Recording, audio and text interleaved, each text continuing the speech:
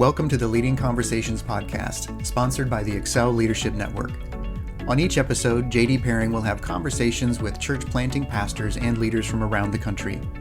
You can learn more about how to connect with Excel at the end of this podcast. Let's join JD now and listen in on this leading conversation.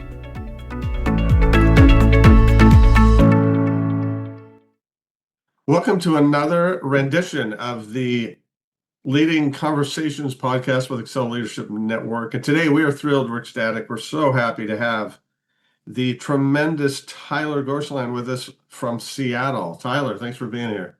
JD, thanks for having me. It's such a gift to be with you again and to be on the podcast. And it's not raining in Seattle at the time. Yeah, it's remarkable that I'm inside having a conversation because it's still sunny in Seattle. So anytime that happens, we just rush outside. We don't know what to do with ourselves. So Do you really? It's a joke. It's a real joke that you're like, are people working? Like, what do they have jobs? Because when the spring and the summer hits, you'll notice like the parks are filled in the afternoon, and you're like, man, I guess we all had flexible schedules we didn't know about for the other 9 or 10 months. And in fact, somebody told me living in Seattle is like being married to the woman of your dreams. She's just sick 70% of the time. So if you can put up with that, it's worth it. And it is glorious here. So I love that. That's fantastic. Well, hey, tell us your story growing up, how you came to Christ. Yeah, great. So I grew up in actually going to AA meetings as a kid. My father was in recovery, but my family was not followers of Jesus. And so I kind of had a nebulous spiritual higher power sort of understanding. And then do they let kids in AA meetings? It turns out I was one of the few kids. I guess when you're visiting your dad and there's no childcare, you get to go. And so I would sit in the basement of this Lutheran church. Wow. First spiritual formation, hearing people talk about their worst days and moments and brokenness. But grace of God in that is that I think, years later, I came to faith through Young Life right before I turned 18. Okay. And from seeing such brokenness in my family and, childhood divorce, lots of kind of painful stuff with addiction and otherwise, I really longed for the love of Jesus, like really longed to know that he loved me unconditionally and that that relationship wouldn't end up severed. And so great Young Life leaders came to my high school and started telling me about Jesus. And right before I became an adult, I was like, this is everything I've been looking for, started following Jesus. And that quickly threw me into the deep end of wanting to go into ministry because all I wanted to do was tell other people about him. And so that was in the summer of 2003. And a year later, I was going off to ministry school, not knowing what the heck that meant, but that God had called me. Man, what ministry school did you go to? Yeah, I went to Seattle Pacific here in Seattle. So are you from Seattle? I am not. I am from like the Portland, Oregon, Vancouver area. So Northwest, still haven't lived somewhere sunny. But I am, of course, the girl that introduced me to Young Life was also the one who said, hey, I'm going to this Christian college. And I'm like, what's a Christian college? And came up, visited, found out that I could learn about Jesus and people in class, like how to share Jesus with people. And I thought, this is crazy. You can do this. Thought you could only be a youth pastor or a Young Life leader. Didn't know that it was possible to do many other things in ministry. And then while at SPU, my first spiritual and father and mother figures really kind of helped me be discipled and trained me for ministry. So. Wow. So when you graduated, did you go right into ministry? What'd you do? Yeah, I graduated in 2008. And so luckily I had a church internship with doing college ministry at the University of Washington. But a year later, the church I'd been serving at had cut 20 jobs. They had 100 staff members. They went down to 80 because the economic downturn. And so kind of all my dreams and my fervor and passion for ministry in the local church that I had been discovering as an intern, they were not hiring. And so I went back to the university, did recruitment, and then eventually the church I was at hired me as a hospitality pastor after kind of years of training through the church. And what's a hospitality pastor? That's a great question. I know it's silly when you have Mega churches, they have folks who their whole job was helping people feel connected to the church, getting them integrated into the life of the church and into community. And that was kind of my role at the time. And frankly, it didn't work out really well. I'll be honest, my first job as a pastor, the lead pastor didn't like me and I got laid off 6 months no. later. Yeah. How could anybody not like you? I don't know. I'm trying to figure it out. I would say it's kind of my superpower. No, it was the best thing that ever happened to me ministry wise, frankly. That church kind of went on to deconstruct itself down into nothing. Like it literally doesn't exist anymore because they kind of kept trying to find the next axe to grind without reconstructing a more beautiful view of Jesus that was focused on him. And that led me on the journey to church planting that, I thought was going to be safely 3 to 5 years out there. And God had other plans that were faster than I thought. So how did that work? Just no problem. So yeah, absolutely. Jumping into it. So about 3-4 days before I got laid off, I had this moment. I was praying and, I'm pretty long-winded and it was bullet pointed. And it was this moment where I read this article about reverse engineering your life. It was by a pastor, seasoned pastor. And I was like, what do I want my life to be about? And I felt like the Spirit was leading me towards young adults, discipleship, non-believers, folks on the margins, and teaching. And I'm like, okay, cool. Line down the piece of paper. What could I do for a living? And I was like, maybe one day I could be a lead pastor, or I could work for a parachurch organization, or I could do this or that. I could be a professor, etc. And then I got laid off and then started, working in the corporate world in this very neighborhood that we planted in. I started working for Amazon.com as an exec recruiter. And through that process, started to get back into some parachurch ministry. And along the way, I met a pastor locally who was serving folks who'd come out of a big church hurt situation. It's been well described, but the Mars Hill implosion that happened in Seattle. And he was like, hey, you should come help out. We've got this Bible study of folks who are really trying to navigate following Jesus on the other side of church hurt. I'm like, oh, that's me too. How do I do that? So I show up and then all of a sudden this room keeps growing, and Tim and I serving together, it grew to about 70 people. And then it grew to 100 people. And we were asked by the community, hey, you guys have pastoral training. You've been pastors. What would it look like for you to help lead us? And with a lot of, whoa, I don't know. Like we went through a church plant assessment. We went under the care of another church in Portland and a church planting network. And over the next 3 years, went on this journey of going, God, is it time? This giant small group is now becoming a church plant. Is it? And eventually in October of 2015, we launched A Seattle Church after really, 2.5 years of discovery as a giant core group here in South Lake Union, Seattle. 2.5 years of discovery. What was that like? I don't recommend it. It was brutal. No, I think it's really helpful because, the people we were serving, and I think context is everything, were people that their primary pain that they were trying to bring back to the Lord and not give up on the church with was feeling used for a mission. And so it would have felt very tone deaf if we were like, let's get out and reach our city without first, being with them, grieving the loss, working through kind of being an infirmary where people could get healing, that we could get back out there and do the last stage of healing, which is to go help other people heal.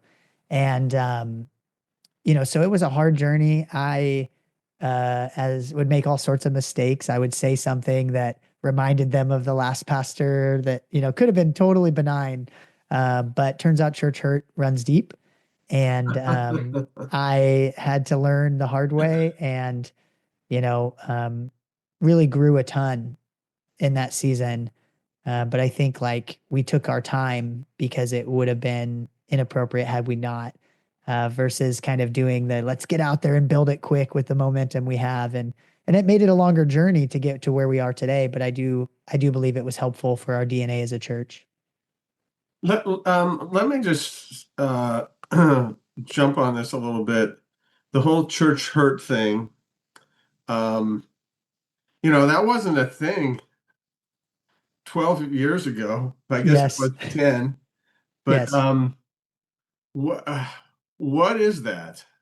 That's a great question. I would say that people hurt people. Yeah, uh, and it just so happens that depending on the promises they make or your church made, uh, those wounds go deep. So, meaning like if my dad promised to always be there and then he left, sure. you will feel more deeply like you've been devastated. And I think what was hard is, um, sometimes we put our faith in a local community, even over and above the Lord, who is the one who is, king over that community. And I think that's not always because people have bad intentions. It's just we find that the very place that heals us can really hurt us a lot because we can easily put hope in it. And I think church hurt is inevitable. I think everybody that's a part of a church community will experience pain and hurt because you're close enough to others to be hurt by them. Sure. And so I think has become enculturated and as like a thing that sometimes is an easy excuse to avoid continuing in community. But I think it's also a real thing that I think is important to acknowledge is that um, as the longer you go in community, you will be hurt. And unfortunately, the only way to find healing is to re-engage with church community. I think you find healing through community in the same way that you find hurt through it. I I agree. That's a really good definition. You're the expert now.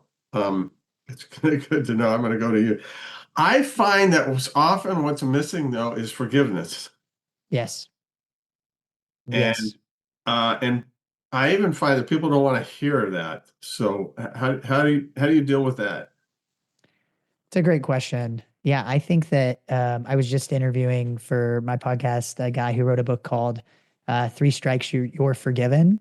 His name's Micah E. Davis, and he was talking about, all these different things that had happened in his story. I And know Micah. I know his story. I know his perfect. parents really well. Beautiful. Okay, great. So Micah is a friend, and we were talking about how, forgiveness is not just, relational.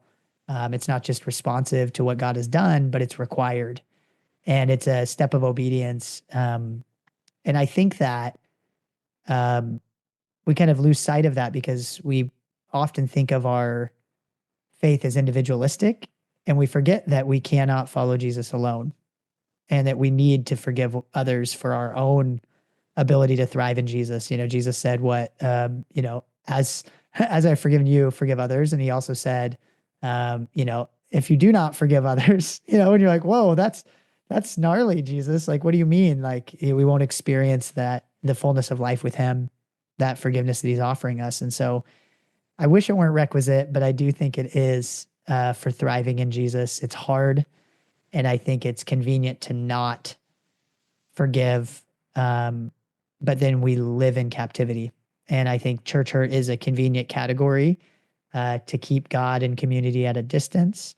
And I think it's very real and perhaps for some the hardest to forgive because the connection to God is associated with it.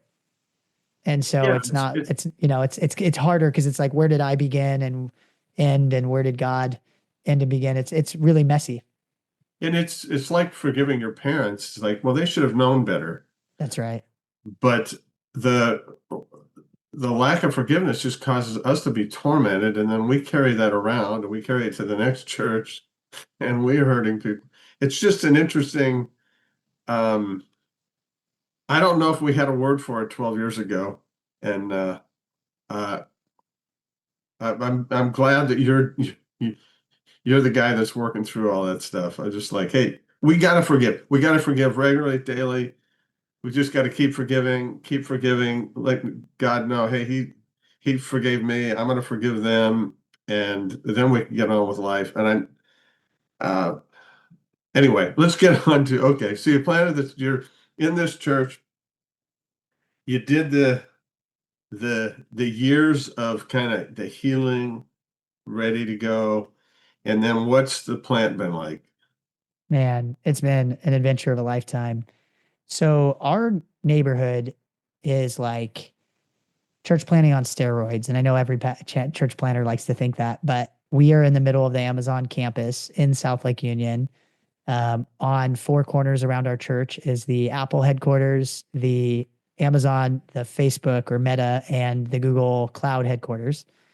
We're in a co-working space in that's run by folks who don't yet follow Jesus. Primarily, there's a couple who do, and um, it's just all been grace upon grace because we didn't have a great strategic plan, we didn't have great funding. We have just seen miracles, both in God providing for our church, but also in the fact that our neighborhood feels like a train stop. People come here for a season, and if they hopefully don't get fired by one of the tech firms or they don't move on to a new job, but nobody is from our neighborhood. Everybody comes here for a job and to maximize their professional possibilities, they have to move on to other jobs quickly to build their wealth. Sure, that's the And tech that's the world. culture. That's the tech culture. And so we just have seen so many people come and go, and it's made us change our ministry model in many ways to be like a discipleship training school, which says, hey, we're going to disciple you while you're here and teach you how to make disciples and send you back to wherever you're going, because we probably won't be able to keep you here forever. And so the grace of that is that there are people who've rooted to be a core for our church over those years, families, really brave, generous people. But we've probably had 3 or 4 different churches. Our first 3 years officially launched after that season I told you about. Amazon was bringing in 10,000 people a year into the neighborhood. And so we had to figure out how to become a multi-ethnic church filled with young adults overnight. And how do you do that with people from 10 different cultures? Sure. So that was challenging. And then season 3, after those couple years, was the COVID years. We were online for 15 months, and that was beyond challenging. The restrictions in Seattle and beyond were we weren't in a church building. And so, like the restrictions were really challenging. And then miraculously, we spent the last 3 years growing a ton coming out of COVID. And it's been really wild to watch God strengthen us more than ever after like 8 years of a really challenging journey. Yeah. Well, that's I was up there just seeing your space. Talk a little bit about your space and how it works. Yeah, it is Very creative. almost like a church that has everything the church has, but not Jesus. So like it's a co-working space that is basically like has small groups and philanthropy and all of these like secular versions of what the church does. They serve the city, they gather together, they have events, they have food together, and a coffee shop, a restaurant, all of these things that bring the city together. And so we just out of my convictions of when I came to faith, I wanted to be where non-believing people are, as opposed to hoping they would come to us. And so getting to be there, they've been such incredible landlords, really generous, and we have to set up and tear down every week. But we get to be, where people are and just say, hey, don't come to our church, but come back right to where you already are. It's easy to invite someone to where they already are and hope that they will experience transformation in Jesus there. So it's pretty exciting. Wow. What's one really cool thing that's happened recently? Oh man, one really cool thing that's happened recently. Okay, so we had this gal who came to our church, and she was saying that she came up for prayer. She was very cautious. She had been bleeding for like over 100 days. Like she had, and we prayed for her, and we just asked God to heal her now and not just in the age to come. And a week later, she came back to church, not knowing that we had planned 6 months ago to preach on the hemorrhaging woman. Oh, And she showed up and said, hey, you're not going to believe this. This is crazy. But the bleeding stopped after we prayed. And I'm like, well, you're not going to believe this. I'm about to preach on that passage. So let me get up and tell the church. And so that was incredible.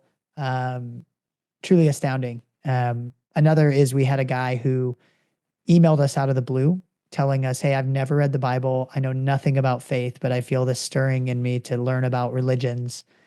And he started reading the scriptures with me. We sat down, we did kind of Bible study together, and then he read the whole Bible, came to faith, got baptized, and then we got to send him to move to San Francisco and pray for him on his last day with us, and then help him plant into a new church. And it was just like, for all the moving, the coming and going, that's the blessing of getting to see people change and go follow Jesus.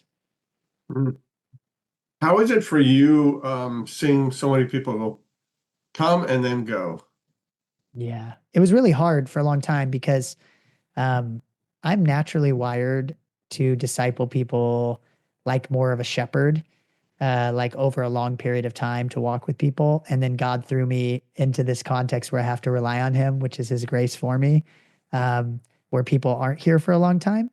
And so I think for the first years, I didn't know how to grieve people leaving. And I think I just kind of said, hey, oh, well, all right, well, bless you. Like it felt like I had to be nice and bless everything, even if people left for bad reasons, or for selfish reasons. And I think what my journey has been learning how to say, like, man, that sucks, or that's sad, or I'm disappointed, or no, that's great. And we love you. We've spent a ton of time with you, and it is time for you to go. And being a sending church versus being a clinging church that's like just trying to keep people, like that's not the mission of God. And so, really seeing it as a blessing to get to be a harbor where people come, receive healing, the boat gets patched up, and then we send it back out, because boats aren't designed to just sit at the harbor. They're designed to get out there on the high seas. And so I think that's been the grace, is like learning how to have a perspective shift of not just like, how do I hold my church plant together? It's Jesus's church, and these are Jesus's people, and they're called to the ends of the earth. They're not called to just stay and pad our stats or, whatever. It's made me trust God in a lot of new ways. That's really helpful. That's a good word. The harbor. We actually started a church called New Harbor at one point in the Bay Area. Right on. Safe place to turn to God. So, hey, Awesome. 2 last questions. Tell us something good about Pacific Church Network, because I know you're connected there. Yeah. And then just give us a leadership tip or two. Great.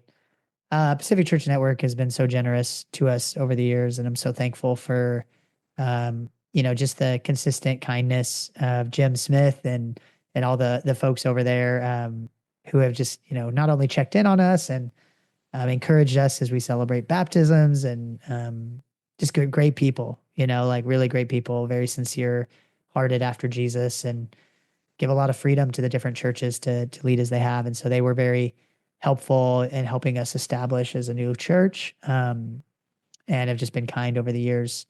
Leadership tip that comes to mind for me is, so Dietrich Bonhoeffer has this whole line about, like it's called the wish dream, that like many church planters and leaders like have a vision for community that they love more than they love the actual community.